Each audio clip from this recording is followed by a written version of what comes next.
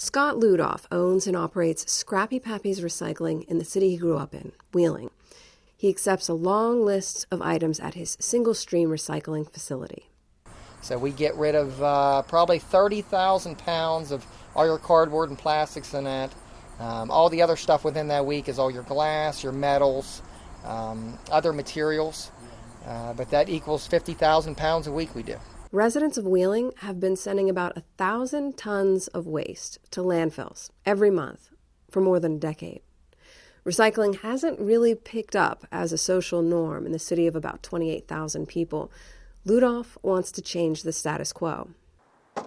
So this is great to teach our children that not everything needs to be thrown away. We can recycle probably safely 80 to 85% of what gets thrown in the landfill. So we want to try to challenge ourselves and make the future better and make it brighter. So it's all about them. It goes in the paper. There you go. See? We could have fun like this all day. He hand separates, bales, and sells the various materials, paper, plastics, cardboard, metals, to local companies interested in reusing them. But it's hard for a small business to play the commodities game and make money because prices fluctuate based on global trends. We did 1 million pounds of recycling last year, so we're looking at doing 2 million this year. We're here to make a difference and to change our whole city and hopefully our state. Ludoff is also competing with the second largest waste management company in the U.S., Republic Services. Republic does not offer recycling in Wheeling. Big companies have very few, if any, financial incentives to divest from the much simpler business of landfilling. If we quit, there's not going to be another recycling program to try to come here. Because it takes too much money and too much effort to start it again. Like I said, I would have never done this if I went from zero to now. But we've done it for years. And I can do a lot more. And the more I realize that I can do it and the city is behind me, there's nothing we can't do. Ludoff started his recycling business about 5 years ago. In the region of about 40,000, he sees about 50 residents a day dropping off their own recycling. But Ludoff says with more community buy-in, he could build a facility that employs dozens. His ultimate dream is to go a step further and manufacture products from the recycled materials he collects. Kind of sounds like a pipe dream, right? Well, communities in the Eastern Panhandle have already accomplished something pretty similar. In 1989, West Virginia lawmakers passed a bill that's goal was to reduce residential waste going to landfills by 50% by 2010. The bill was necessary to meet federal requirements. According to data collected by the state over the years, West Virginia hasn't yet made any progress toward that goal. But there are a few communities in the state that are serious about recycling, including Berkeley County. My name's Clint Hogbin. I'm chairman of the Berkeley County Solid Waste Authority. We have a recycling program that started in 1995 and has grown appreciably since that time.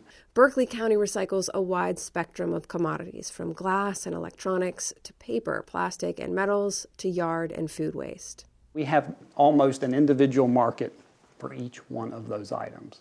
So I can't name one company or even 2 or 3 companies that gets it all.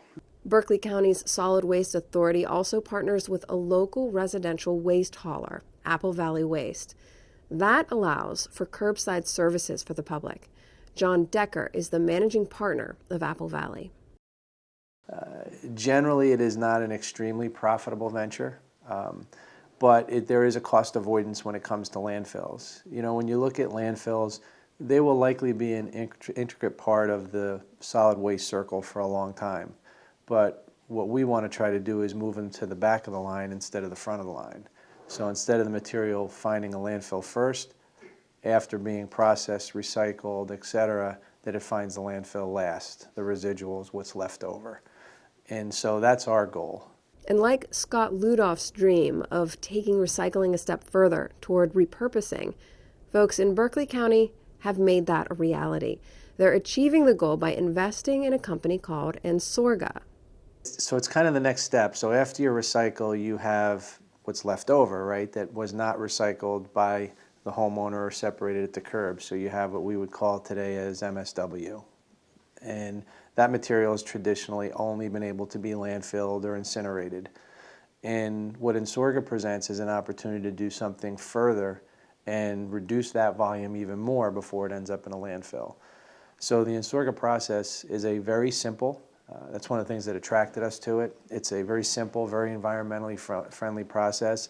We basically, in the process, will just dry the waste, and it's done so with just forced air. No heat, no combustion, no hot air, just forced air. The heat element that helps with the drying comes from the actual decomposition of the waste itself. So much like you may see a compost pile or a manure pile steaming in the winter, it's the same sort of process that helps with the Ensorga process. And once the material is dried, it's then sorted for some recyclables. Metals will be pulled out, aluminum will be pulled out, and the remaining material is a very dry, almost confetti-like material that happens to be a great product to use either in concert or as a substitute for coal. So it's pretty exciting stuff. And through all of that, we will again reduce the amount of material that's being landfilled to down to probably maybe 20%. So we will have hopefully an 80% diversion rate here in the Panhandle in the very near future. We all think about tomorrow and the impact we're having today, and landfills don't last forever. But along the way, you're doing some other good things. You're creating jobs. Managing your waste stream through recycling generally creates 6 times more jobs than if you just landfill the material. In some cases, more than 6 times. Hogbin says once you crunch all of the numbers, it really costs about the same to recycle as it does to landfill. So we're competitive in the short term, and it's the right thing to do, and we're very competitive in the long term when you look at the environmental cost of landfill remediation that you don't have when you recycle something. Hogbin says it took a lot of local political support to face the continuous legal battles with landfill companies over the years to get Berkeley County to where it is today. He says ultimately, it's the will of the community that makes recycling possible. For West Virginia Public Broadcasting, I'm Glynis Board in Wheeling.